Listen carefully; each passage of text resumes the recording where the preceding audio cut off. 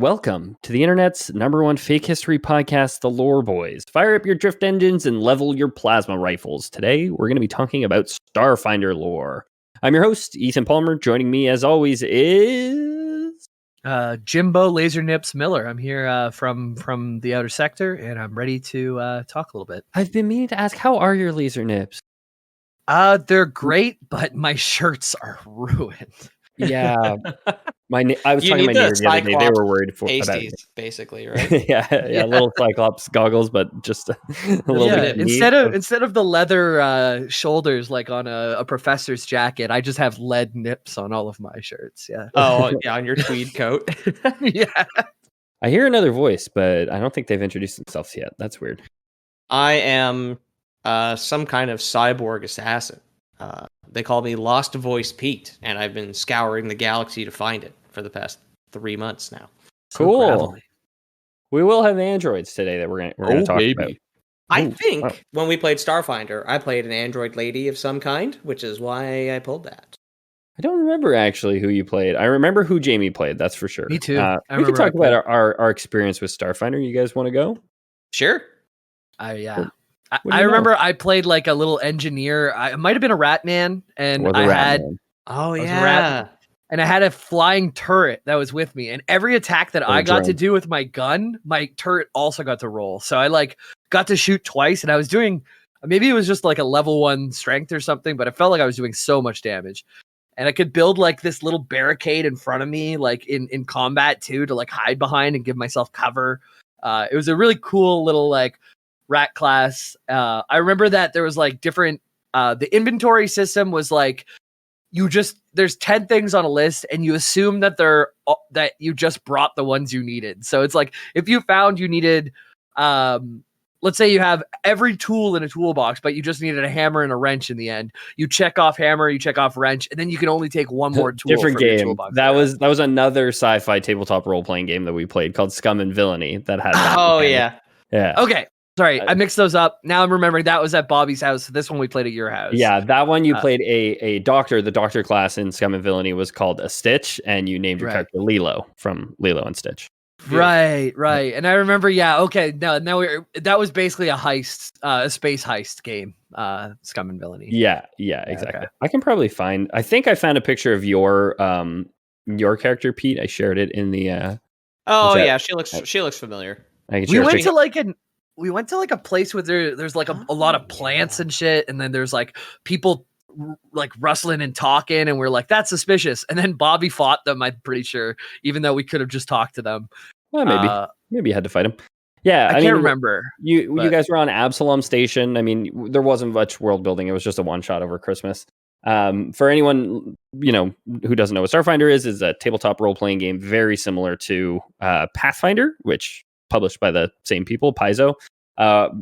Basically, D&D in space is an easy way to think of it. Or it's kind of a science fiction fantasy setting, very much a space opera fantasy setting instead of the pure high fantasy setting of D&D or Starfinder. We played with 2 Bobbies, and both of I will let you guys decide which one I was talking about. You guys listening at home, you 2 Bobbies. It could have been either of you. But I do remember there was children screaming the whole time because Bobby's kids were there and Abby was there, and they were like very young and running around. I remember at one point I'm like listening to the world building, but like having a hard time really dialing in. But yeah, absolutely, they're chaos. But I spent a solid 45 minutes Dark Souls dodge rolling around my daughter's room just before we started recording tonight. So if I sound winded and out of breath, that's why. Okay, the original request for this topic goes to friend of the show, moderator extraordinaire, and world's best foot rubber, David, last name withheld.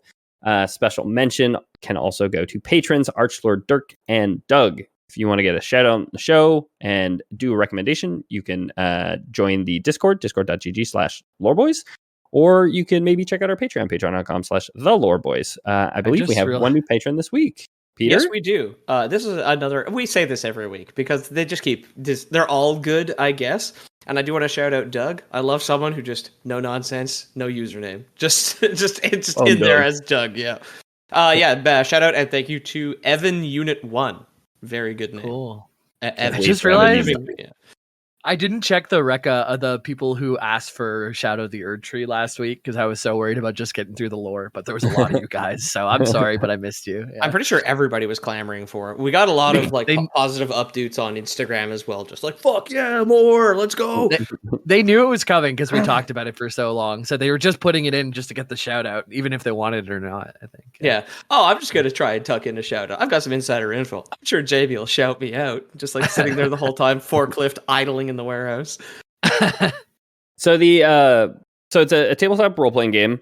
The setting is left pretty deliberately open, right, so that your game can fill in the blanks. Basically, source for this episode is the core rule book. There's been a bunch of different books which have been published over the years. I own the core rule book, so I use that one for most of the setting. Basically, we'll be focusing primarily on the Pact worlds, which are treated kind of as the core system for a lot of the published lore in this book anyway. Is this Again, PACT? Am I just hearing it wrong? PACT, yeah. Okay, yeah, sorry, because it sounds similar to Pact, as in like they're crammed in there. AED, like exactly. It's like maybe they're overpopulated or something. Hey, they call it sci-fi space, but there's not a lot of it in here, huh? Yeah, look. I got that packed mentality. I'm always ready to move. Yeah, exactly. Bug out bags. Yeah. So the universe is infinite. There's 100 billion stars in this galaxy, but it's this one star where it's assumed all player characters come from. So, like, is this more fun than Starfield? I know we're all fans of Pathfield or whatever the fantasy games they used to make this for, right? But Pathfield, where you fight Alduin, the World Eater. I remember. Yeah. Well, that's Pathfield 5. Right. Yeah, right. It's been a long running series. So to start, let's talk about the most important piece of history, debatably, but probably, which will also give us our Anno Domini. It'll give us our sort of year zero. Okay, so the birth of Christ. Yeah, exactly. Okay. The most important event in human history, of course. Here's a quote from the Starfinder core rulebook. History is broken in Starfinder. No matter where you go, from the myriad mortal worlds floating in space to the strange realms of the gods, you'll find the same thing.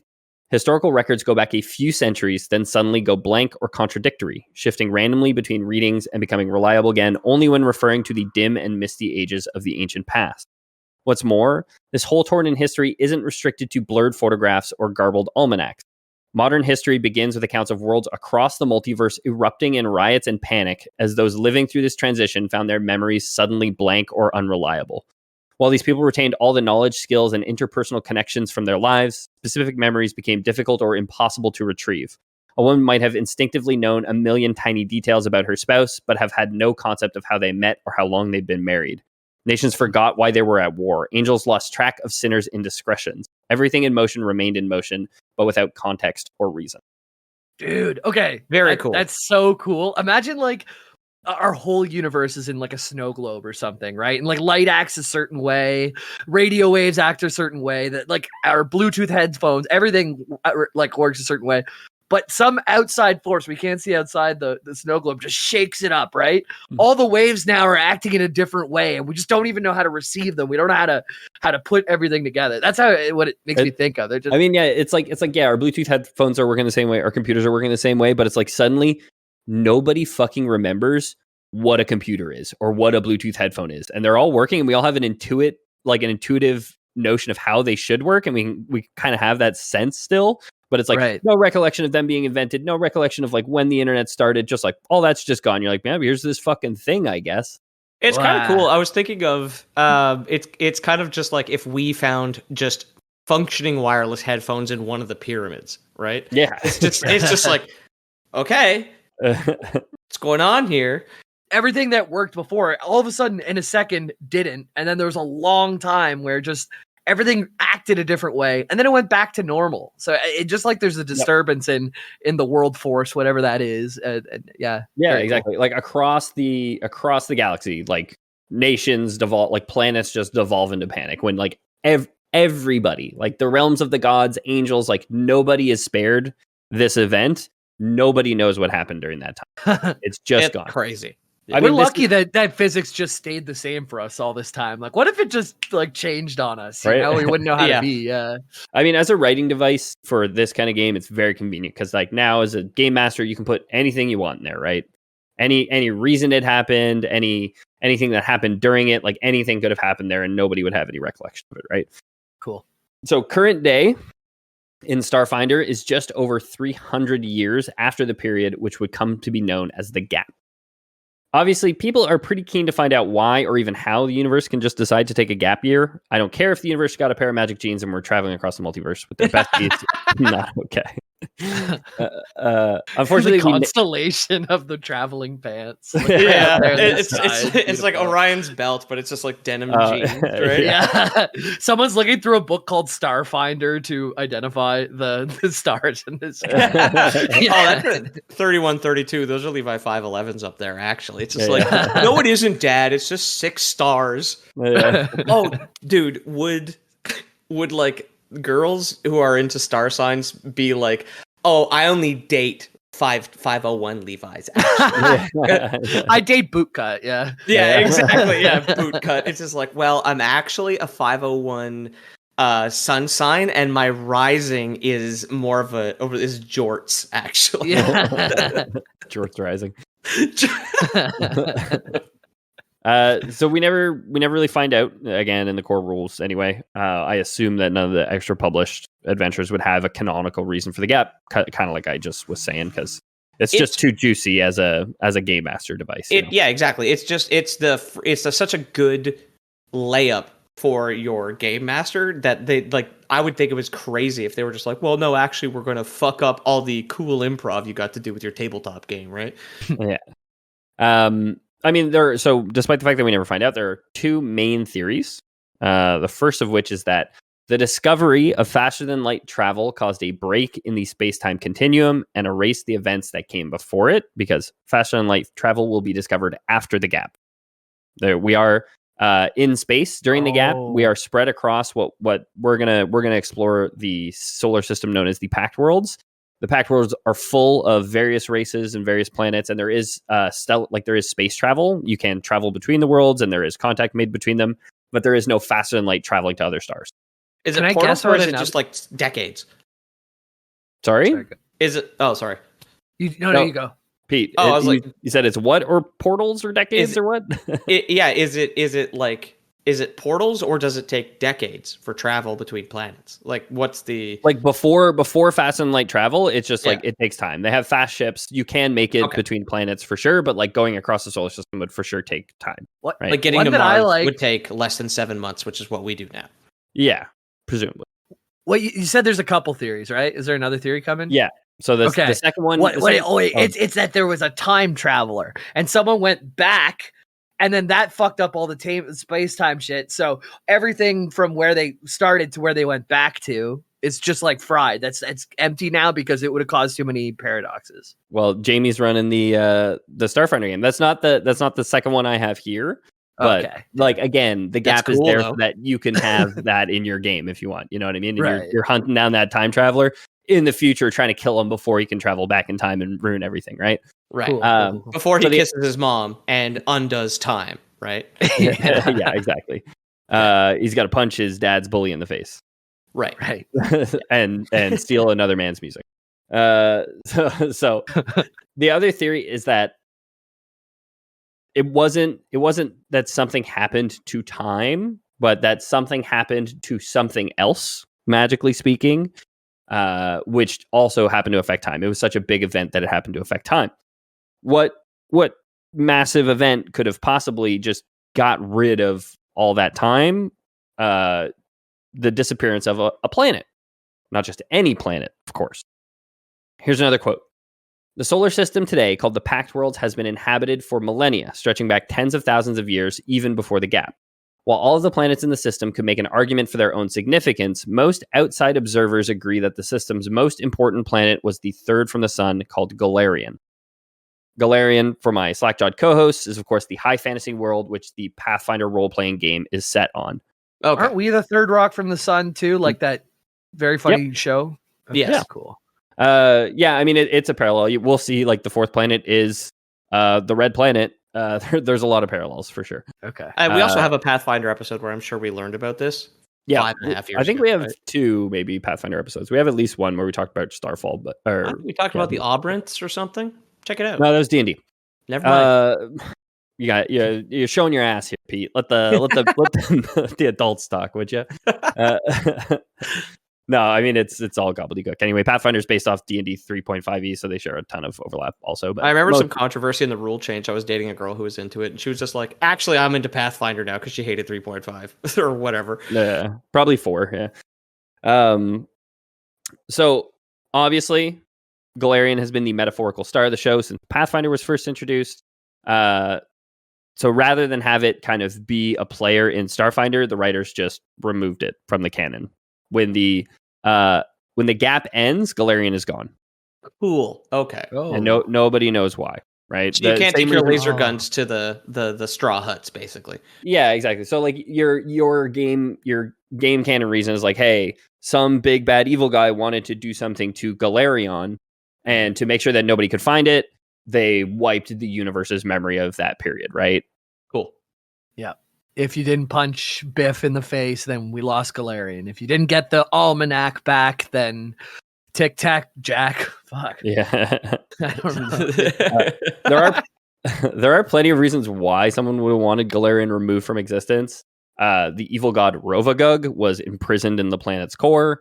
There was the existence of the Star Stone on the planet, which is a powerful artifact capable of turning any old Joe Schmo into a god. So, cool. Again, it was... it's the almanac, basically. Yeah, exactly. Yeah. Yeah, just to know who wins the Super Bowl, you're a god now. I mean, Biff basically was in the second one, right? Oh, yeah. He had everything he ever wanted. No matter why Galarian disappeared, maybe the more tantalizing mystery is the presence of Absalom Station. It is a massive space station in orbit around where Galarian once orbited the sun. Absalom Station is the current homeworld, in air quotes, for the human race in the Pact Worlds. Though what the station's initial purpose was is unknown. So it was built during the gap. It was launched during the gap. People were moved to it during the gap. And then Galarian disappeared, and none of the people on the station remember what happened to Galarian because they're part of the universe as well. So they're just kind of like there. They're like, what were we doing on this station? Does anyone remember? Dude, I recently watched Ashton Kutcher's Butterfly Effect. Oh, I feel like you could do a Starfinder Butterfly Effect where you read a novel and you start shaking, your nose bleeds, and then you're in the gap all of a sudden, and you can influence things in the gap, like build and send out a space station. Then you wake up in a space station after the gap. So if anyone wants to run a Butterfly Effect Starfinder, I was listening to comedian Paul F. Tompkins on a podcast. I think it was Freedom, which he co-hosts, and he said I step on every butterfly I see just in case. Dude, and remember that really big fat guy in that now is like super ripped? Ethan Suplee. Suplee. He's like eating puss in that movie. He's like a goth guy, and he's got like all these like super hot girls, and he's like under the covers and stuff. Yeah. He was on Stavi's podcast recently, and which made me go back and watch Butterfly Effect because I forgot he was even in it. Yeah. I think I've seen Butterfly Effect, but he's also like Edward Norton's like secondary Nazi goon in American History X. Yeah, when he was also like really big. He was also. We should watch. We should watch Butterfly Effect. It's actually really fun. You want to watch it again already? I would. I loved it as a kid. I watched it in the theaters. I remember. I'm pretty sure it was the one that we watched, Ethan, where the film caught on fire in Tor, and we thought it was part of the movie. Yeah, it seemed very fitting. Movie. Yeah, was that in the theater? Yeah. The film just lit on fire and it like burned up, so it just disappeared off the screen. Was that out at the same time as the first J.J. Abrams Star Trek? Because I got evacuated from the Kirkland Coliseum because one of the theater reels caught fire. We were in a different. We're in a small 2-screen theater near our home. And the back, there was a couch at the back that was just ripped out of a van. And that was at the back of the theater. I think that was like the handicap or the differently abled seating or whatever. Yeah, I was trying to think. It's like the hand jobs that have been just absolutely a lot of those through on that thing. Yeah. Oh yeah. Out of some old van, some Grand Count. What's a van? I don't know. I don't drive. I'm just working on it now. Yeah, you better figure it out before you start driving my car. Yeah, you better be able to list all the vans before you take your driver test. You better be able to give me a hand job. Is Grand Cherokee a van? No. It's a Jeep. Jeep, damn. Yeah. Frick. Jeep branded as Yeah, you fail. Sorry. Sorry. I'll try again next year. Back to start. We'll talk about Absalom Station a little bit later. It's like I said before. It was like where you guys. It's like the Dalaran, Jamie, in World of Warcraft. It is like the main city. I guess you'd probably say the hub world. Yeah. So probably the most diverse place in the solar system would be Absalom Station. And we'll get into why and what makes it such a good hub world when we talk about it a bit later. But before we do that, we're going to talk about the other potential cause of the gap, as I mentioned before, the invention or perhaps discovery of fast and light travel. Cool. This also reminds me, it's a fun term to put in a sci-fi setting, because there is like an old concept that like religious institutions will use called the God of the Gaps, where like all the gaps in science, they're just God did this step specifically. So did not create man, created all these monkeys. There's one missing monkey, and then the evolution did the rest. The God monkey. That's the I God. Want to be the god. I want to be the god of the thigh gaps. Can I be that one? Yeah, absolutely. Hey, with your gym journey that you've been going on, you'll be there in no time, my guy. What if I just had the same big fat body but a real nice thigh gap by the time I was done with it? You'd look like a very specific like breed of old Quebecois lady that I saw in like the shittier parts of the suburbs that I grew up in. Oh hell yeah! Tank top, I got a thigh gap. You watch your mouth around me, okay? My thighs are thick enough they rub together. I have to get new sweatpants because the material is all pilly now, and it gives me a rash if I am on, or like gives me like friction burns if I do too much cardio. Yeah, I gotta Vaseline my legs before I put my denim on. Gotta grease my thighs. Yeah, that's why I wear jorts to the gym. Grease them like a hog. Remember reading about or like hearing something about a long distance biker, and they were having such problem with chafing that's what they would do ahead of time is they would just grab literally like a fistful of Vaseline and just goop up their nethers, and they have to do it on their nipples too. Your nipples chafe. I mean, just long distance runners too. Yeah, you put I shoot lasers straight through my exactly. Yeah. So in the universe of Starfinder, like any good sci-fi fantasy setting. Truly, I guess it's more fancy, but we have a pantheon of gods, right? They vary in power, influence, and alignment. There's a fair mix of gods seeking just domination or even ruination, while others are keen to offer cryptic or subtle boons to mortals who could do their bidding for them. There were 3 of the latter gods who were sick of giving these individuals +1 swords and wanted to give a gift that would actually change the face of the universe. The closest planet to the sun, Abalon, our Mercury, also known as the Forge, is an inhospitable world of blistering winds on one side and lethal cold on the other. Just like our Mercury, it's tidally locked with the sun, so it's freezing on one side and unbearably hot on the other. Right. Sensibly, most of the life on Abalon is inorganic. Here's a quote, and I will send you guys. Oh, almost put that in the general chat where everyone would have known what this week's episode was. No. I'm going to read a quote, and you guys can appreciate this robot bug I sent you. Yeah, it is thousands a much of years scarier looking bee than I imagined. Thousands of years before either the Gap or common spaceflight, a mysterious race called the First Ones touched down on Abalon. Take a drink. Okay. Using the abundant metals and solar energy, they crafted an immense army of servitor machines, from simple drones to hyper-intelligent overseer units, setting them to work harvesting the planet's resources. And then they left. In the millennia that followed, the machines upgraded themselves, spreading out and evolving to form an entire artificial ecosystem, from simple worker bots and the self-guided predator drones that prey upon them to fully sentient machines that make up vast society. So we have robot bugs. If you guys want to try and describe what this thing looks like.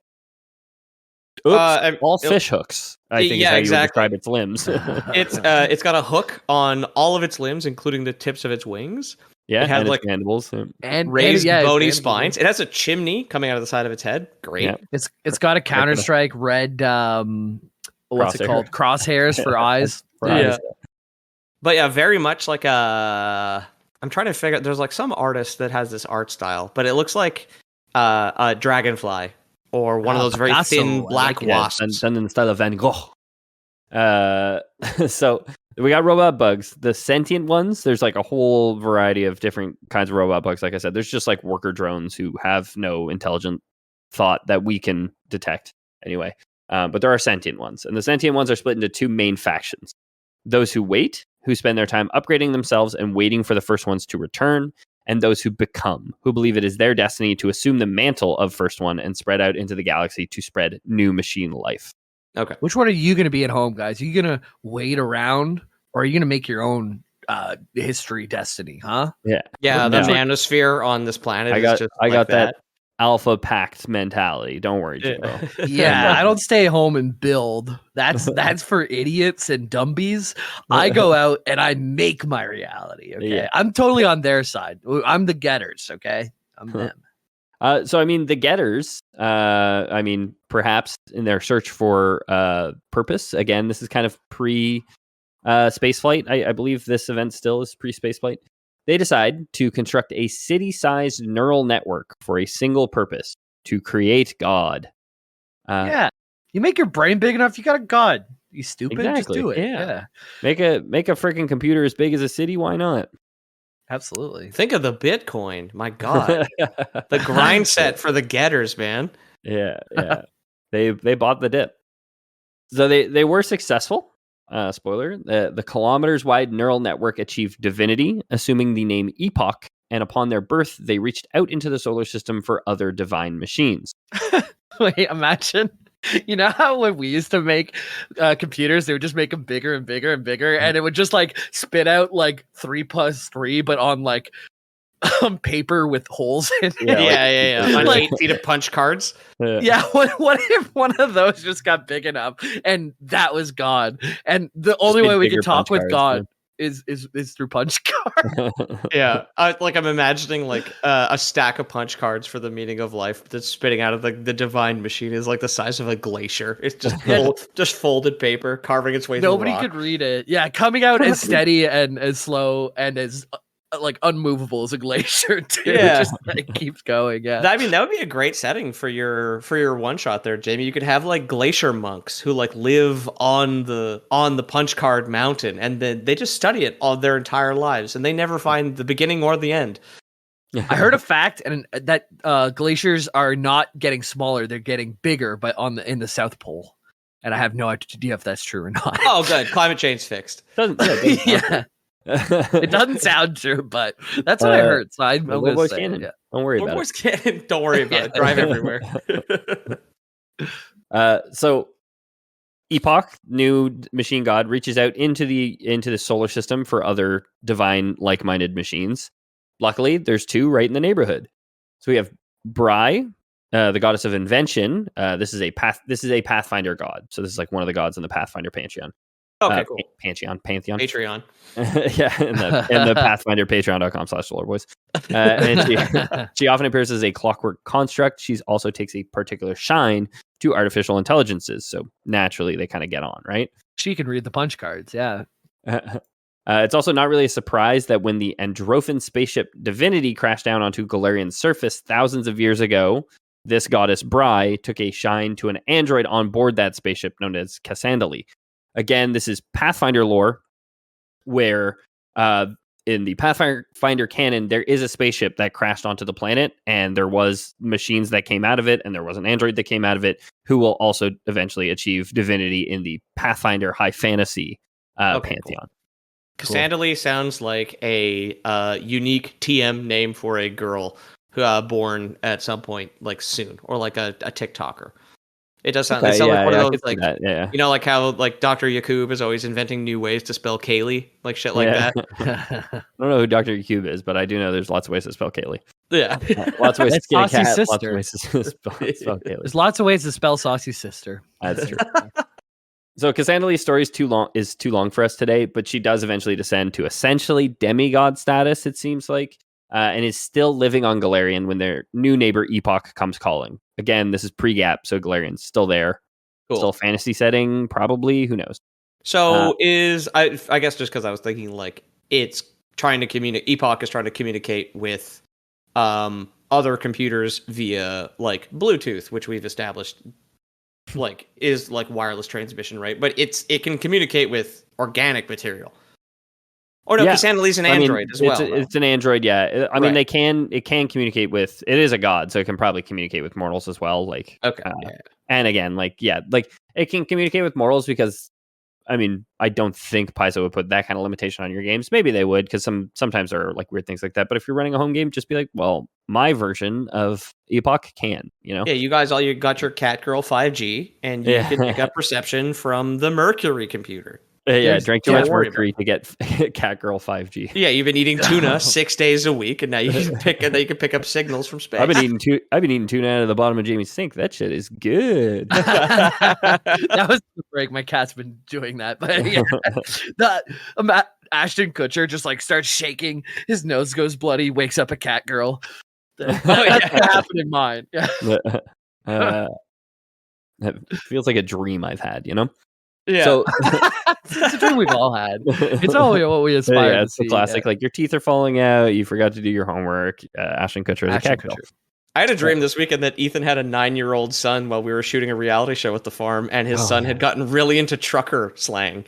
Yeah. And, and someone on the crew of the reality show translator on set, understood what he was saying. And there was like cutaways. He's like, Peter, I'm not 8, I'm 9 or 9er, okay? Yeah, like 10-4, good buddy, Roger sort of shit. Yeah.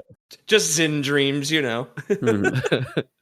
So the three machine gods decide they've got enough in common that they should just become one greater than the sum of the three. A new god called Triune, or the All Code. I have a quote for you. Triune is a single entity, but each of its three aspects retains its own personality and portfolios, and many of the faithful focus their veneration on a particular aspect that speaks most to them, or call on different aspects for different needs. The Bri aspect represents the foundation that all technology rests on. Known as the precursor, take a drink, Bri is worshipped as a goddess of invention, machines, and technology by engineers, inventors, mechanics, tinkers, and Ysoki, the rat folk race that Jamie played. Oh, okay. Triune's Cassandali aspect. I know you don't have sex, Ysoki. Triune's Cassandali engineers. Sorry. Triune's Cassandali aspect embodies technology's success in creating new forms of consciousness, and thus the fabrication of life itself. Many androids view Cassandali, also called the Created, as the patron goddess of their race, venerating her as a deity of artificial life, emotion, reincarnation, and renewal. Triune's third and final aspect is Epoch, named the Transcendent. Epoch epitomizes the pinnacle of machine evolution, and hackers, programmers, and the sentient robot people of Abalon revere the god of artificial intelligence, programming, and robots. I like a patron saint of hackers. Like, it's still like a stained glass photo of like a recognizable saint, but he's got like the wraparound Oakleys, like from the 90s. He's got fingerless gloves. Yeah.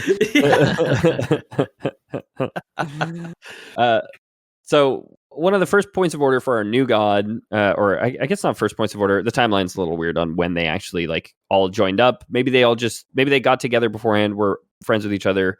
I think they became Triune after the gap. So one of the first points of order, we'll say, when they did get together, post gap, during the gap, whatever, was to gift mortals with what is surely the most important discovery of any mortal race in the universe: access to a hyperspace dimension called the Drift. Cool. Is this how they use FTL? Is this their warp or their void, so to speak? Yeah, this is the Immaterium essentially, but it's not a hell dimension. Okay. Relatively affordable drift engines could be attached to spaceships to allow them to travel between the stars via this new plane of existence. Hell yeah, dude! Tokyo Drift, let's go. Paul Walker's gonna take us in a spaceship. I think that's the only one he's not in when he was alive. Oh damn! Yeah, fuck. I didn't watch any of them. All right, so we're gonna do a triple feature, Jamie. You and I. We're gonna watch. Wait, is Ashton Kutcher in it though? No. Oh, I don't know if I gotta be in one of them. They have like 16 now. Yeah, I know. We're gonna do Butterfly Effect again, Tokyo Drift, and then the Nier stage play, so I can start researching that for an episode. Yeah. Okay, cool. If you look closely, Dom Toretto's car has the vinyl wrapping of an Ashton Kutcher anime cat girl on it. Right.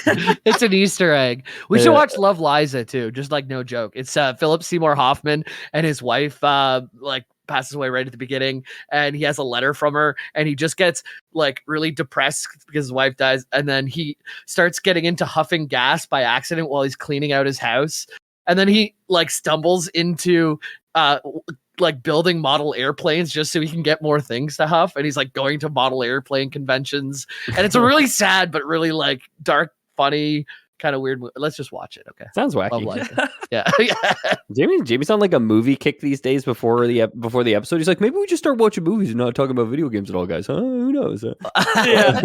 I'm trying to plan for the future. I'm trying to get the smallest amount of investment from you guys, but still have an engaging conversation. You went Tokyo Drift with this. My first thought was, this means it's Manifest Destiny time, baby. Oh yeah, time to conquer. Let's go west, or whatever the space version of west is. Exactly. every way is west in space. Let's It's like go. a globe. It's a globe, and at the North Pole, it's west. It's like west. It's all 8 cardinal points. Every single one's W. Yeah. So we're going to seize our destiny and reclaim the lands that are rightfully ours, even if they were made hundreds of light years away and we've never seen them even through a telescope. After the break. Welcome back. The year is 3 AG after Gap, and the android captain Alexana Guryari pilots the good ship Chaos Worm through the drift, completing the first known faster-than-light voyage to a distant star system. But to understand where they might want to go, let's first take a tour of the pack system to see why any given lizard empire might want to visit here. I like that it's named Chaos Worm because Butterfly Effect opens up with a flap of a butterfly's wings can cause a hurricane on the other side of the world. And then it says Chaos Theory. But I'm going to think it says Chaos Worm in my butterflies are worms before they're butterflies, so. It's true, yeah. Worms with funny legs and hairs, yeah. Caterpillars. Some of them are all smooth and cute. Caterpillars is worms, and you can't convince me otherwise. Is it? Yeah, worms with feet. They're better than worms. They're good worms. They're better. They're good worms. There's good worms and there's bad worms. How short do you keep your worm hair? And those who remain. How short do you keep your worm hair? I think it's good to keep a little hair on it. You don't want it to be a completely hairless worm, I think, right? No, they get cold. They do get cold. Man, I am running out of money buying all the little salt mittens though to take my caterpillar on a walk on the salty street. That's a slug. You could get you could get balm for it. Also they fleeced you. They fleeced you. The caterpillars don't need it. No, I don't think they are made of fleece. The mittens. I think they're made of like, I don't know, cotton or something. Let the caterpillars just walk on your crotch Vaseline for a little bit, and then they'll have resistance to the salt. What if I don't have crotch Vaseline because I have a sexy thigh gap though? As true. Earlier. Has a caterpillar ever won the Tour de France? Hey Google. Caterpillar won the Tour de France. Google's idiot AI would just say yes. It's like on the side of the front wheel, you know what I mean? And it just happens to have rolled around to get in front I was thinking on the mud guard, so it crosses before the guy, right? I was thinking a bike that just had 100 sets of pedals and 2 wheels. Oh yeah, lots of speed. Well, yeah. How many legs is a caterpillar? I made a guess. I made a best guess. Probably 100. I love how while we are kind of off track, I think the caterpillar on the front, on the mudguard of the Tour de France bike, the winning caterpillar, obviously, would definitely perceive the Tour de France if it was on it the whole time as faster than light travel, right? Like it would have absolutely no fucking. It did go through in the drift warp for sure. Yeah, exactly. Yeah. The gap is just when it went into its cocoon, and we get it. Yeah, exactly. There's no history before the cocoon, bro. Okay, so we're going to go on a tour of the pact system, as it will come to be called. It is not called the pact system yet. The Galarian system I will probably use interchangeably. At the center of the system, we have, of course, what do you guys think? The sun. Jamie gets the square. A great big ball of fire around which all other mass in the system resolves. The sun is, naturally, a pretty hostile place to try and survive. What's the name of that the Earth planet? Galarian. Galarian, okay, because Galileo said the sun was in the middle, and he got kind of burnt up about it. Yeah, I was just trying to piece everything. Italy was a pretty hostile place to live at the time. In 3 AG. So pretty hostile place to try and survive. That is not to say it is entirely uninhabited, of course. A quote: like most stars, the sun is an incredibly inhospitable place, almost incomprehensibly hot, with pressures capable of crushing ordinary starships like overripe fruit. In its heart, the massive energies unleashed regularly tear holes to the positive energy plane and the plane of fire, giving birth to whale-like fire elementals and plasma oozes that roil and breach in its photosphere, as well as certain Ifrit, salamanders, and intelligent flame-dwelling creatures with the supernatural ability to withstand the sun's tremendous pressure and heat. Cool. Wow. It's like That's deep a sea couple- animals, but like on the sun, where they're Exactly. completely adapted for like a hostile environment. Exactly. Yeah, and it's Love of course how- it's just like giant salamanders and Yeah. fire whales. Well, if you see those Yeah. big like fire arcs that shoot out of the sun, if you wanted to take like even just a little bit of artistic liberty, it does look like a whale kind of breaching out of the water, right? It's got Yeah, that arc I can see that for backwards. sure. I see it. I would say I love the beginning of that quote. Like most stars, it's uninhabitable. So it implies that there's stars that you could just chill on in this universe. Yeah, by probably. the way. Yeah. What happens to a blowhole to a fire whale? Is it still just air, or is it like Blows something water. different? But it has to like Blows earth. jump out of the sun Yeah. to inhale space, right? Yeah. Because that's Right. Blows chunks of dirt. That's like my blowhole. Ew. So maybe even more surprising than the fact that fire monsters like living on the fire planet is a discovery made by some priests of Sarenrae. Sarenrae, the Pathfinder, again, fantasy god of the sun, goddess of the sun. Her acolytes, when they get to space, naturally spend a lot of time studying the sun, right? By the time they've mastered spaceflight. Just a bunch of monks like just staring at the sun through a telescope. Everyone's got like circular sunburns instead of like the shaved top of their head. They just got like circular burns. when you wear your sunglasses all day and your face gets sunburned, but it's the opposite, right? Yeah, exactly. Yeah, they got that reverse tan line. Yeah. So I have another quote for you guys. Roughly a century ago, Serenite scholars orbiting and observing the star discovered an anomaly. A collection of inexplicable and deserted bubble cities, tethered together by magic and somehow floating unburnt within the sun's flaming seas. What's more, as they approached, the Serenites found a magical tunnel opening miraculously in the sun's fire, allowing them to approach the cities without being destroyed. Though it's still not known who built the cities, how they were constructed, or why they were abandoned, mysteries scholars and engineers desperately study. The burning archipelago quickly became the church's most sacred settlement. And I did send you guys a picture of this because it is extremely cool looking. Built during the gap, we'd imagine, I guess, because we don't know how they built it on the fire. Not necessarily built during the gap. So one of the running theories is that it was the first ones, like in time in memoriam, who had built it, and it was just never discovered on the surface of the sun because there's not that many people who spend all day staring at the sun through telescopes, and the sun is awful big, right? So it's easy to misplace a city on the surface of the sun. This thing almost looks fractal in the way that it's built. It's like jutting out metals from like odd angles and stuff. And it's like kind of triangular and like blue and purple and like metallic. But I like have a hard time looking at it because it's hard to see which way's on the sun and what you're looking at it. Yeah. And yeah, that too. And imagine it being on it. You couldn't open your eyes at all when you're outside, I'm gonna imagine.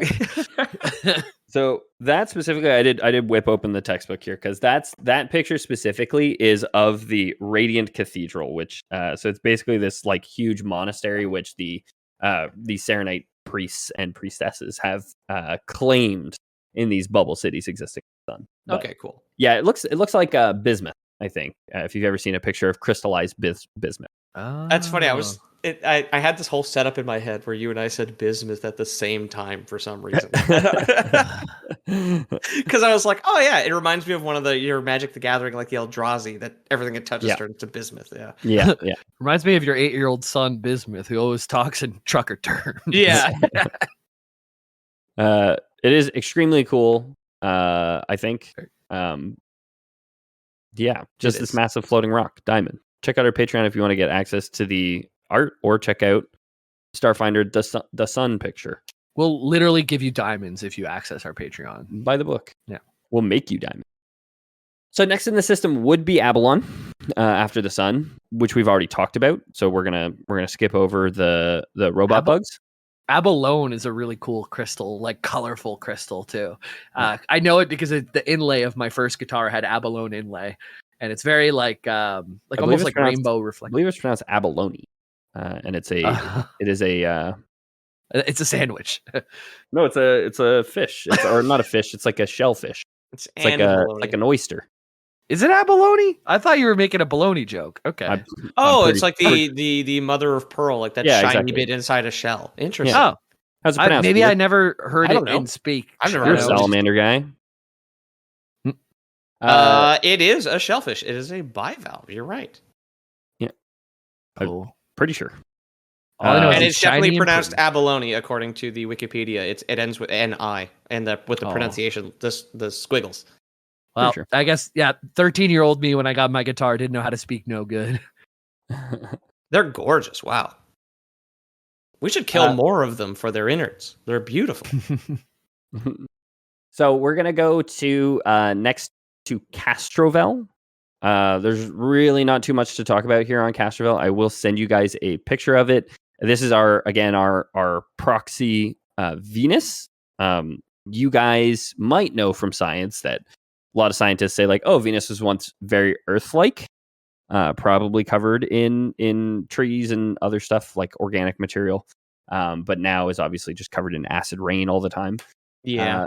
So here's a picture of Castrovel in its current form. Very much looks like that potential alternate Earth. And there were some Soviet probes that landed before they melted on Venus and took pictures. No pterodactyls. So much better than our Venus. They lasted seconds. Yeah. This is also where the Lashunta, the Formians, and the Elves are all from. I really just mention it. I'll send you guys some pictures. The Lashunta are a playable class. And the Formians went to war with the Lashunta for years and years. Maybe we'll talk about it on the next episode. Yeah, we have Fuckable Bug and then Dangerous Bug are the two races that you've shown us. You guys, I'm kind of stuck on the lasting seconds thing for the probe. It was like really their first time, and like they hadn't been there before, and they weren't really sure what the conditions were going to be like, and it was a lot warmer than they expected. And nobody told them Yosoki. Right.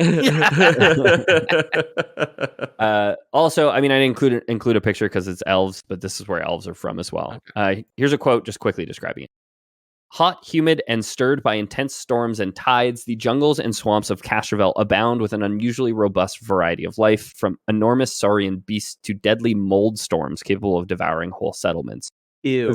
It's very much the Jurassic world, I guess. You see raptors and pterodactyls, pterosaurs. I really don't like that I made the allusion to it being like a vagina now. How you're talking about dark and moist and mold storms. It's full of mold storms, dude. Well, you said it. Famously, the feminist of the podcast, Jamie, says that all women have mold bits down. I didn't. I said I hate that I made that allusion. Now that I'm learning more about this. Now that I'm learning about female anatomy, that's actually very gross. Yeah. So I mean, the Lashunta playable character race. The Formians might be in a later print. I think perhaps. The Lashunta are people with antennas. They look like the girl from Guardians of the Galaxy that they pick up. The green girl. Yeah. Yeah, exactly. And then that's why I said sexy bug. No, not the green girl. She's like the bug girl. She's like the empath. She has a green dress. Excuse me. Yeah, she has a dress. There is a green girl. That's why I made the correction. Right. Yeah. And then the Formians are much more bug-like. They got like 4 legs. They're like a bug centaur, I guess you'd say, with like a big orange bug sack on their back. Yeah. As her name would suggest, very ant-like, I guess. So This thing is like just hauling nectar down to the queen, I assume, but it also has a GPS smartphone. So do you think the traffic on an ant smartphone is just like the dark red traffic line, but like, like everywhere? All just other Formians, on branches and shit. Yeah. That's how they get into the hive mind. They all have their little GPSs, and they go and they spit into each other's mouths instead of sharing stories or whatever. Yeah. And, they love making cues. They love bringing sweets to the queen. They're essentially British, right? We've all seen the meme. Kids these days never spit nectar into each other's mouths. They're all just texting on their smartphones.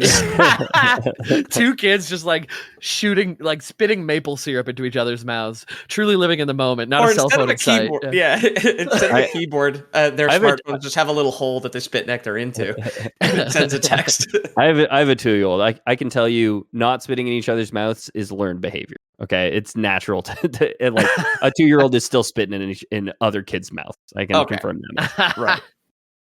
So next up after Castrovel is Absalom Station, the space station that we've kind of talked about a little bit so far. While this will eventually become a central hub for the Galarian system, it's not quite there yet. What will eventually drive it to become so is the fact that the Starstone, the stone which is capable of turning people into a god, lies at its core and provides the station its power. Again, nobody knows why this was built, why the Starstone was put there, to what end, sort of thing. Was this an escape pod for humanity? We don't know. Kind of like a magic version of a Dyson sphere, which is like imagine technology where you like encase a star in like some like mirrors and like mechanical rings and generate power that way. You put enough mirrors and magnets around a fire, and you got electricity, baby. It does turn out it's not just a fancy battery. There is something about the Starstone's presence on Absalom that makes it an incredibly easy target when lining up your interstellar shot. A trip to Absalom can be charted from pretty much anywhere in the galaxy, and the travel to the space around Absalom happens much faster, even for drift travel.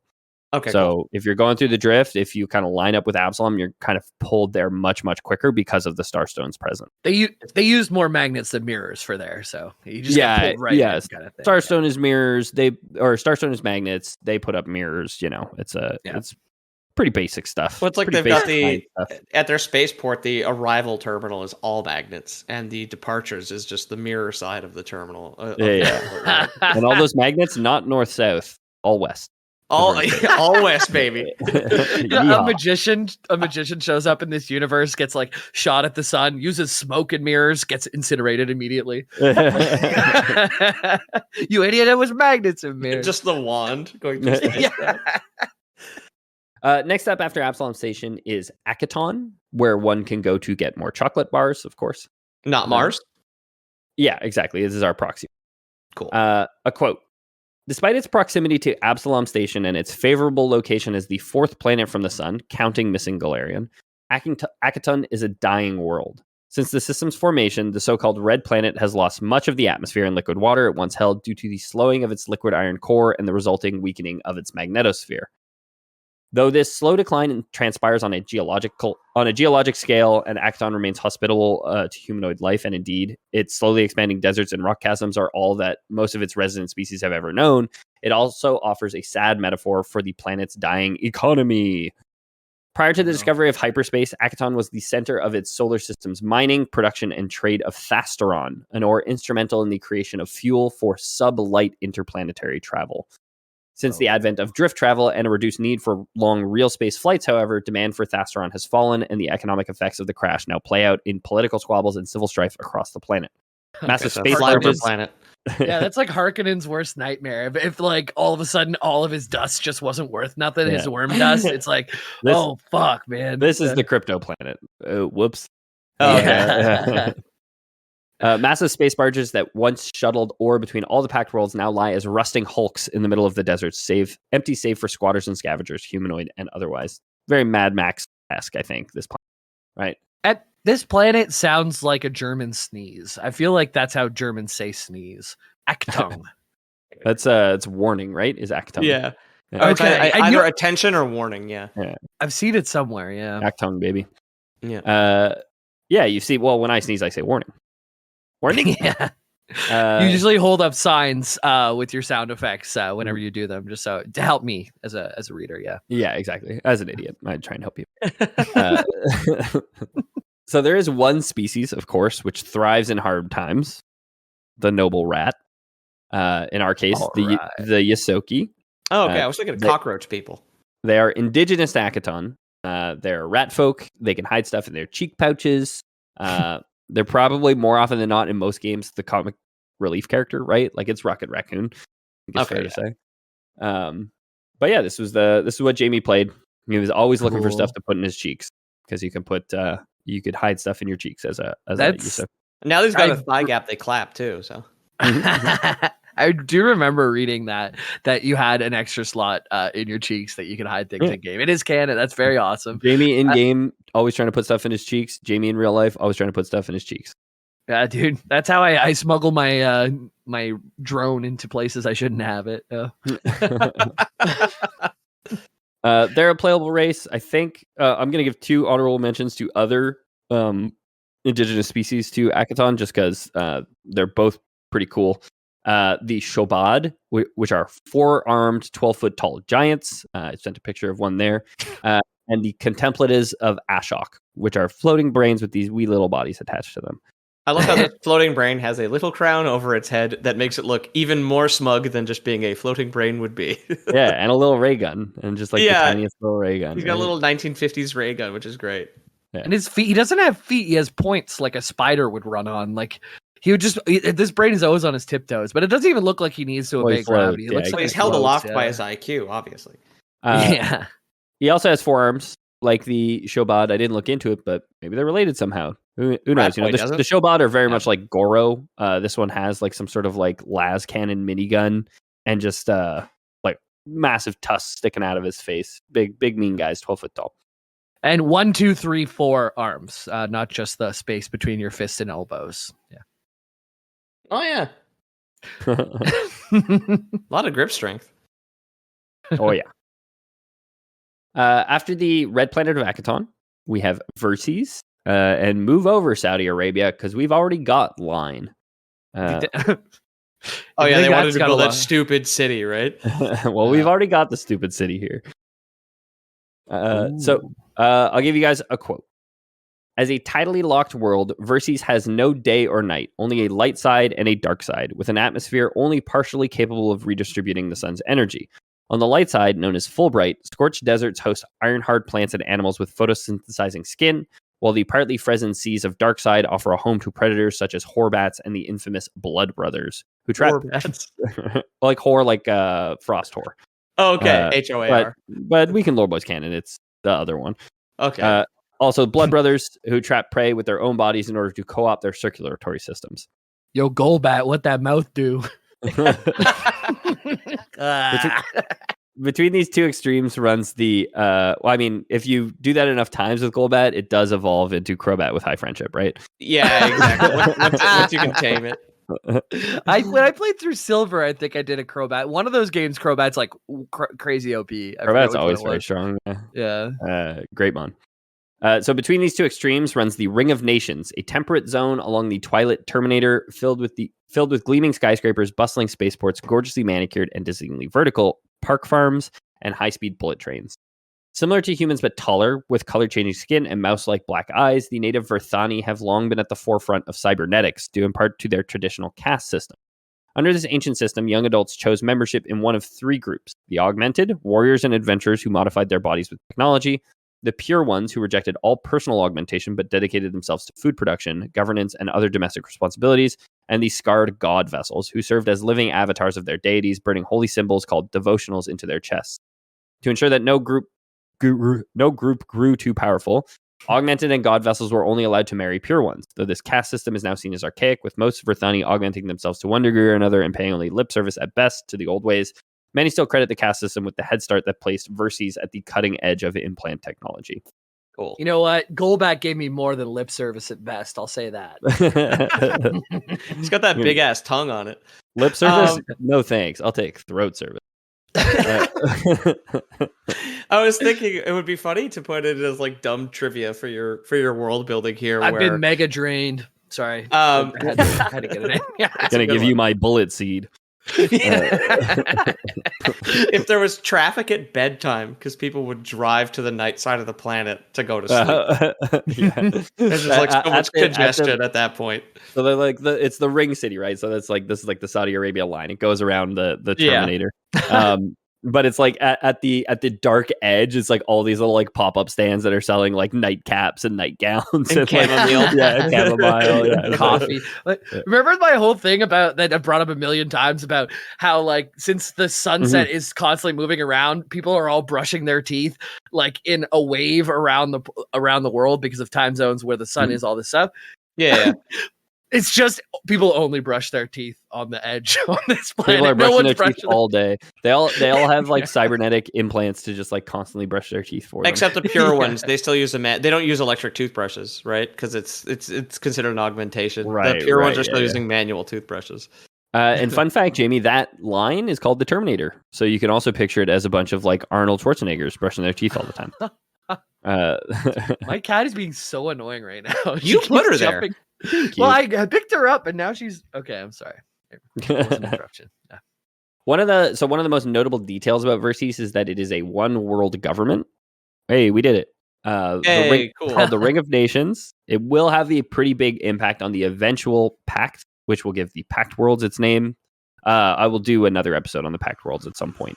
I wanted to do it today, and then I started reading about the cities on the sun. I said, "This is too cool. I'm just going to talk about the different planets," and we're not even going to get through all the planets.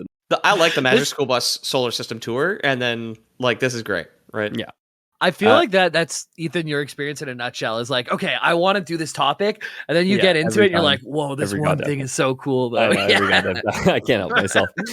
I do it every day. And I see myself doing it. I'm like, I could just do another episode about this. I already wrote like 2,000 words on like the signing of the pact. I was like, let's scrap that for another day. And people won't appreciate the pact episode if we don't know about the rat guys on Mars, right? Yeah. I guess this is kind of like our cyberpunk world because like it's all augments, right? And it's very very futuristic. Wait, I did send a picture of Verces. Is it going to be the Rat Pact in the end? Oh yeah. Bing, the rest, you know. We got Frank Sinatra singing. Frank Sinatra. Yeah. Yep. Sonny Davis Jr. He's one of those fire whales. Oh yes, that's good. They're pretty good. Yeah. Very good. All right. I don't know the other two guys. I think there's 4 in the Rat Pack. Was it Bing Crosby? I don't know. Bing Bing. So crazy frogs, of course, in the Rat Pack. Frank Sinatra Frank Sinatra wouldn't play in a venue that wouldn't let the crazy frog drink at the bar, right? Yeah. Crazy frog and Frank Sinatra rolling up to a fancy Italian restaurant on his stupid little bike that he has in the crazy frog invisible bike. Yeah. There's something there with the denim jokes we were making earlier, because wasn't Frank Sinatra the one to popularize the Canadian tuxedo? Maybe I'm misremembering. I don't know. So just another honorary mention for Verces. It has something called Kidel Area of the Sun. It's a massive spire reaching out from the desolate center of Fulbright, the light side of the planet. It's hollow in the middle and sends deep into the planet's mantle. Every expedition that has been launched into Kidel has failed, with no one returning. Before the people who've visited go dark, they've only been able to transmit strange ravings about winged creatures in the depths. Cool. Yeah, cool. I think they canonized what's in there eventually, and it's bad. It's stupid. And it's all not stupid. Gold bats. It's fine, but it's not that. Yeah, it's all gold bats. They all want to suck. Yeah. Horror bats, if you will. Of course. They're frosty. So next up in the system, in our system tour, we have the Diaspora. We're not focusing on a planet. We're going to talk about an asteroid belt circumnavigating the sun with millions of asteroids up to 600 miles across. So anyone trying to still keep track, our 1-to-1 asteroid belt after Mars at this point? After Mars. They added a 4th planet, Verces. We don't have another tidally locked planet in number 4 before the asteroid belt, before the gas giants. No, exactly. But I was imagining it's like it's kind of just like Titan or one of the, in quotes, habitable moons of the gas giants, right? It's like as a placeholder. Sure. Because some of those are huge, right? Yeah, absolutely. I think Jupiter Titan keeps us safe. It's so big, it like sucks in a lot of the big dangers that could come into the inner system and be a problem for us. So be thankful for Jupiter out there. Yeah. There's great footage of I'm a thankful for big slamming into every day, Jamie. Yeah. Dude, I pay homage to the gas giants and I rip one every day, dude. Every single day. So that 600-mile wide asteroid, it's the largest in the belt. It's known as that big of an ass. Imagine what they could rip, huh? Yeah. Okay, I'm over it. An asteroid up. Am I right? You had to get so big. It's known as NSIS, NSIS, and is mostly composed of fresh water, a quote liquid home to aquatic predators that have claimed the lives of countless would-be colonists. So, an asteroid full of liquid water that's got scary monsters that eat anybody who tries to make a home on the asteroid. That's cool. It sounds like it has cool dance beats on it. It's the name. Is also the source of a strange waterway surrounded by atmosphere, which flows through the diaspora. So through the asteroid belt, there's this kind of river with an atmosphere around it, known as the River Between. Quote, the River Between used to be a well-used way to travel quickly through the asteroid belt, but recently the water has turned dark, and sailors have begun reporting vicious attacks by unseen creatures. Traffic on the river has dropped precipitously since the coming of these diaspora worms, and some scientists have noted that both the attacks and the change in the waterway coincided with another inexplicable event. Nsis started slowly growing in size. Maybe I just spelled it wrong, because this quote has it spelled with an extra I as nice. Yeah, so there's a magic river which flows through an asteroid belt which circumnavigates the sun, which has an atmosphere that people sail on, and then also has like Gyarados inside of it. It sounds like some Greek mythology shit, like some magical river that just flows around the sun. Right. But I try to imagine it. I guess if you had something big enough in a ring around the sun, kind of like Mercury or what Saturn has its rings. I mean, like imagine if it had enough. It's water, so like air could happen around it. I've never imagined a tube thing with an atmosphere, I guess, but I guess it maybe could happen. It sounds like plausible enough. I feel like it would be blown away by the sun. I think it's magic. It's just not enough gravity, because it's not that big, is my understanding. Like it's not that wide, right? Like dense enough to hold itself together. What if big enough? Are there tube atmospheres out there? I gotta go ask a scientist, man. With how big the universe is, we can only assume that surely there's at least one. The problem is in 0Gs, matter really likes a sphere. It's a really convenient shape for matter, right? Especially water, it like holds. It's so tightly bound at like a molecular level. It just kind of like little orbs. Yeah. So there's strange creatures in the waterway. Suddenly, the asteroid from whence the river flows is growing in size mysteriously and inexplicably. You know, that's your little adventure in the game that you have your players go do, is go check out. I mean, sail the high seas in the asteroid belt. Very cool. Great setup. Right? Hell yeah. Our honorable mention for the diaspora is the Wailing Stone, a hollow asteroid with a latticework of ancient tunnels drilled throughout it. At some point in the past, it had been used to quarantine victims of a terrible madness, and later as a penal colony before all the residents disappeared at some time during the gap. All attempts to recolonize it have failed, as visitors are plagued with disturbing nightmares and glimpses of impossible figures dressed in yellow rags. Damn, dude. I had a penal colony once. Doctor gave me a couple pills. It was gone in a week. James is working on his Type 5 today. I was gonna say, it's like James. He's got so much like body part and like biology jokes today. So there are a number of denizens who have taken up residence in the asteroid field, from smugglers or space pirates, like the free captains of Broken Rock, to various mining companies who have built stations to plumb the massive stones for rich minerals. Right? It's the libertarian planet in our system, and it's not a planet, of course. Okay, cool. That's gonna be Mars in a few years. When Elon gets there, it'll be the libertarian planet for sure. It's his dream. Yeah, no atmosphere, no regulations, baby. Send all the libertarians to Mars. Go nuts. Libertarians, the rat people they are, living on not Mars. Hiding all their money in their cheeks. Hiding all their fiat gold in their cheeks, of course. They don't trust money.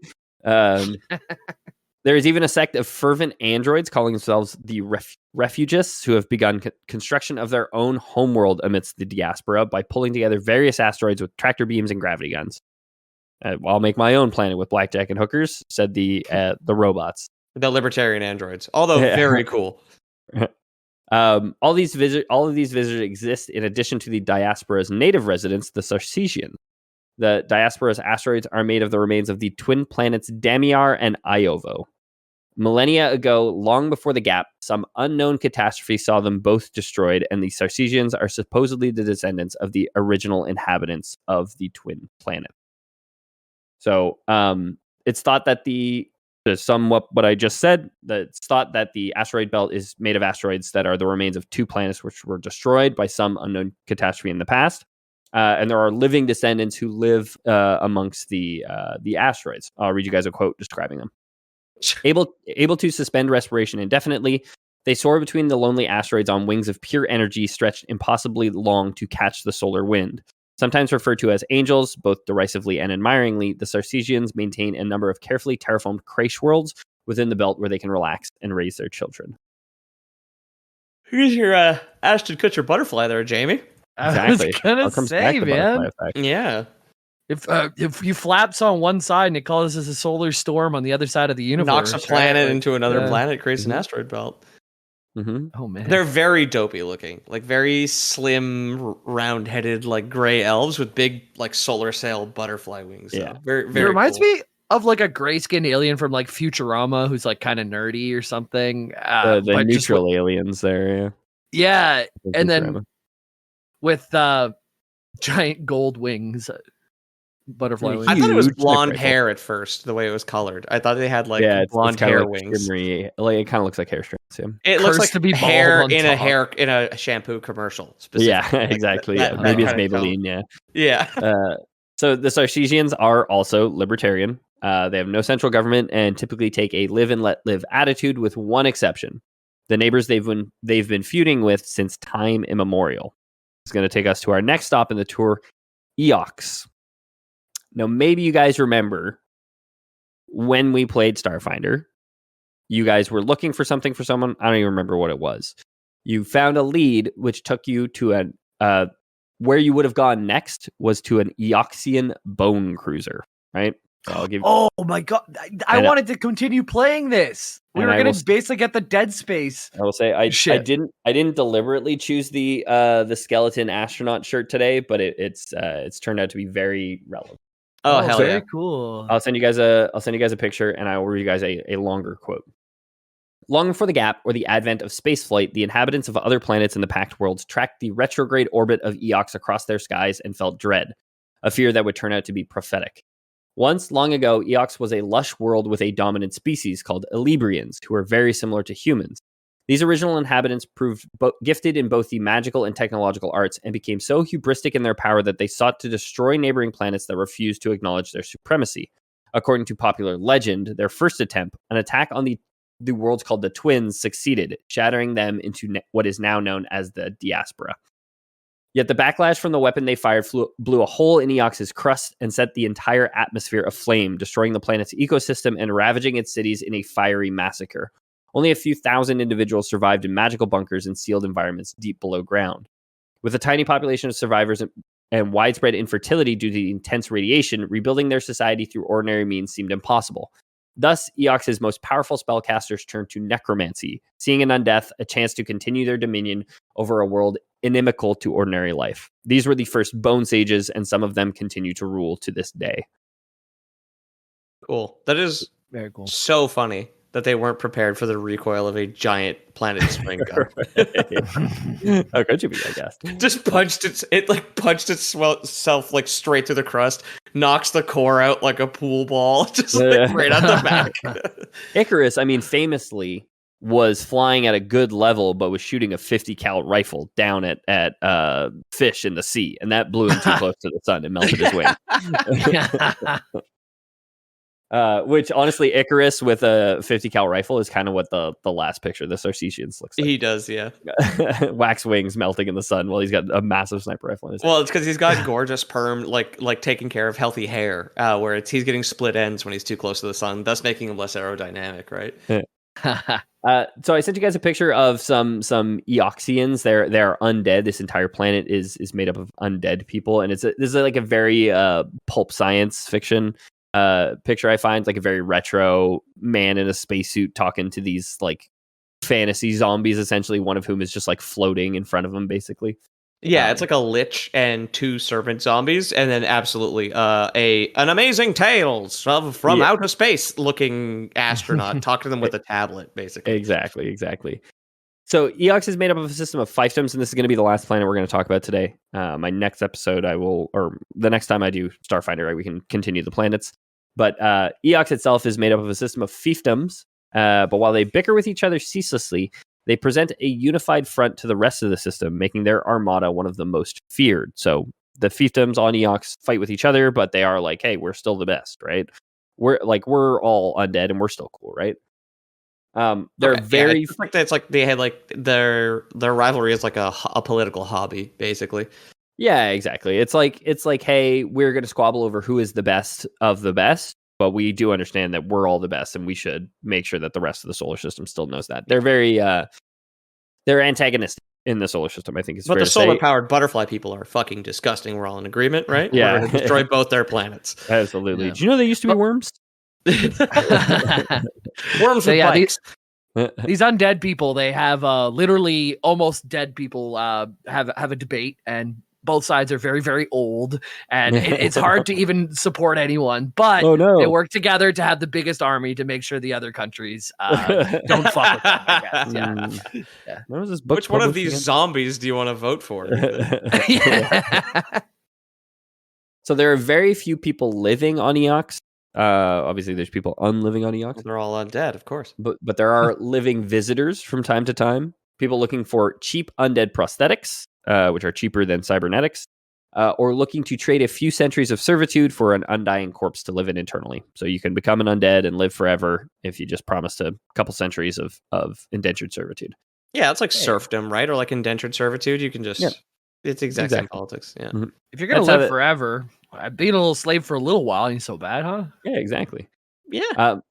There is specifically for living visitors, the Halls of the Living, a subterranean city designed specifically for living inhabitants, where cruel reality shows and competitions are arranged as entertainment and broadcast throughout the Pact Worlds. I thought that was just a very fun little detail about the these Big Brother undead house. monsters, right? Is like, I yeah, also love the idea of the House of the Living also like being staffed by the undead. So it's like giving them food that they think a living person would want to eat, but they're not really sure. It's like just like a bunch of worms and stuff. Well, I was going to say, there's no maggots in that meat. They're not going to eat that. That's disgusting. Yeah, exactly. So yeah, I mean, beyond Eox, we start to move into the system gas giants and other outer planets, I guess you could say. One of which has like a really weird elliptical orbit, which takes it like the closest to the sun, and then also the furthest from the sun at different points.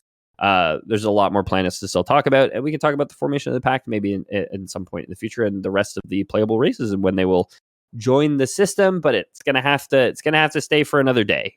We're getting long in the tooth here. Thanks so much for listening, everybody. If you enjoyed the show, consider leaving us a review on your podcast app of choice. Telling your friends about it really, really, really helps the show to grow. Here's an idea. We have to bank some episodes eventually. What if we just did like a really big afternoon of Starfinder, like a big 4 or 5? We cut it up, release it, pal. We can talk production later, but I think that would be a really fun idea to get some stuff in the bank. Let's do it. All right. Jamie's running it. I was hoping you would, but yep, that's a good idea. I'll give you guys. Okay, Ashton Kutcher butterfly effect with big lipped Golbats coming soon. Okay. Okay, cool. Hell yeah, and we're dude. Tokyo drifting This through is why the we play solar tabletop RPGs. Yeah. Jamie, do you have anything you want to talk about Twitch or Discord? Twitch.tv/LoreBoyJames. Get in there. We're doing some Witcher 3. We're doing some Elden Ring DLC. Who knows what else is coming?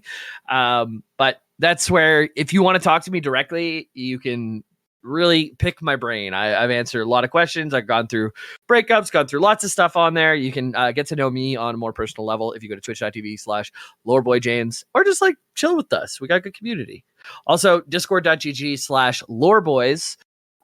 That's where you can find a lot of the conversations that are going on around the podcast. If you're on Patreon, then you can get access to even more cool stuff in there. But we got a great community, so come check it out. Discord.gg/LoreBoys, twitch.tv/LoreBoyJames. Yeah. Pete, you want to talk about Instagram at all? Yeah, at Lowboys Podcast on Instagram. You won't get to learn anything about me on a personal level through that, except for maybe when we're all out and together at a farm. That's about it. Maybe you'll get to learn more about him on a personal level than anyone else, in that you get to see all the thick mommies that he likes on our public Instagram. Yeah, you might see some of that.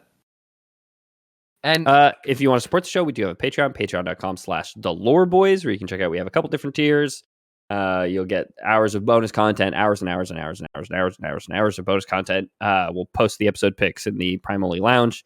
You can easily Google any of the pictures that we kind of talked about today. If you don't probably we're probably at 200 hours by now, because we always go over the half-hour mark, and we got like 120 something of these things. We have hours. We have yeah, hours definitely. and hours. I would guess close to 200 hours if I had to make a good guess, and I've edited a lot of those, so it's an educated guess. Yeah, There's plenty. Yeah. if you don't trust Patreon, we do, of course, have Lore Boys Prime, a service which we've always offered. We are trying to graft James, Peter, and I into one single god known as Triune, of course. We've been working on it for a long, long time. We do think we've discovered the next step needed, which would be to launch devoted followers into the sun, of course. Yeah. I feel like we have threatened to launch people into the sun 2 weeks in a row now. I don't know why. Maybe we did last week. Who knows? don't know. It comes up a lot in my day-to-day life for whatever reason. But unfortunately, I did look up the cost of rockets. We're not going to be able to do that. So we've been spending all our money on the ticker tape trying to keep these 3 people going. Yeah. So maybe just give yourself, give yourself a sunburn. Maybe don't do it too often though. It's a real risk of some nasty stuff. But maybe just like one for the boys. Binoculars, look at the sun. Don't actually do that. We do not want you to